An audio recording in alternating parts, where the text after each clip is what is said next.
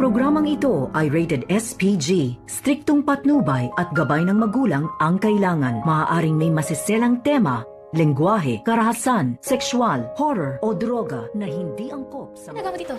Dadalawin ko lang sana si Lolo. Wala naman si ano dyan, diba? Si... Narito na nga ang ating pagkabangan ngayong Sabado sa Abot Kamay na Pangarap. Nasalubong naman dito ni Annalyn Santos itong si Justin. At tinanong niya ito na kung ano daw ang ginagawa ni Justin dito sa Apex. At ang sagot naman ni Justin dito kay Annalyn na gusto lamang daw niyang dalawin ang kanyang lolo bago bumalik ng US. At wala naman daw dito sa Apex itong si Giselle. At yun na nga ang sinabi dito ni Annalyn na sana raw ay hindi magtanim ng galit itong si Justin sa kanyang ina. At dito rin na humirit itong si Annalyn at sinubukan na hingian ng tulong itong si Justin kung pwede sana ay tulungan siya nito na mag-organize dito sa tinutulungan noon ni Don Pepe na mga bata sa foundation na tuwing Pasko ay namimigay nga ito ng regalo.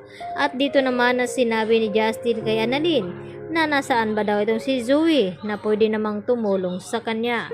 At dito nga na sinabi ni Annalyn na nagbabakasyon daw itong si Zoe kasama itong si Moira. At maya-maya nga ay tinanggihan ni Justin at nagsorry siya dito kay Annalyn dahil hindi daw niya ito matutulungan. At dito naman na sinabi ni Annalyn na okay lang naman daw at maghahanap na lamang siya na pwedeng makakatulong sa kanya. At dito nga na nagkita itong si Annalyn at itong si Giselle at RJ at dito niya na sinangguni ang mga balak niyang gawin doon sa ginawa nga ng kanyang lolo Pepe na naggagawa pala ito ng mga pamimigay ng regalo nung ito hindi pa na-aksidente. At ngayon nga ay nasa critical pa na sitwasyon itong si Don Pepe ay ito munang si Annalyn ang gagawa na dating ginagawa ni Don Pepe. At dito naman nasisiyahan itong si RJ at Giselle at gustong tumulong ni Giselle kay Annalyn nang sa ganun ay malibang daw siya at hindi maipokus ang kanyang sarili dito sa kanyang anak na si Justin na hindi naman daw nagpapakita. At dito nga na pinangako ni RJ kay Giselle na tutulungan nga daw niya na makapag-usap itong si Giselle at Justin.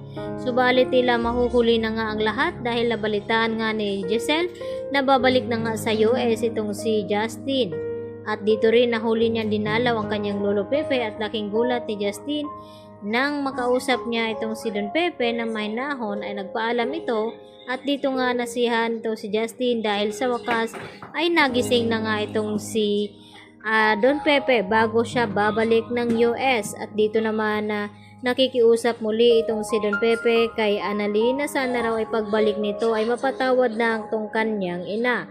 Hindi naman maipangako ito ni Annalyn dahil yun nga ang sabi niya na hindi pa daw siya handa na patawarin ng kanyang ina. At dito naman na nakikinig sa usapan nila itong ama ni Justin na si Eric. Samantala dito sa ginawang pamimigay ng regalo ni Annalyn ay hindi inasahan na dadalo pala itong si Justin. Kaya ito ay humanap ng pagkakataon itong si Annalyn na tawagan itong kanyang tita Giselle upang ipaalam na hindi pa huli ang lahat na magkausap silang dalawa dahil nandun nga sa event at venue itong si Justin at minamadali nga ni Giselle na puntahan doon nang sa ganon ay makapagpaalam itong si Giselle sa kanyang anak.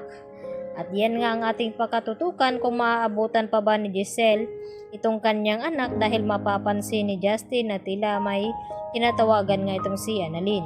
Samantala, tuwang-tuwa naman itong si Lynette na nakakita ng Christmas decor dito sa bahay ni Carlos at sinorpresa naman siya nito.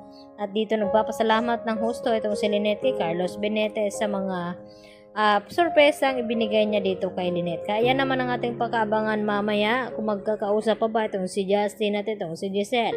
Yan lang po at maraming salamat.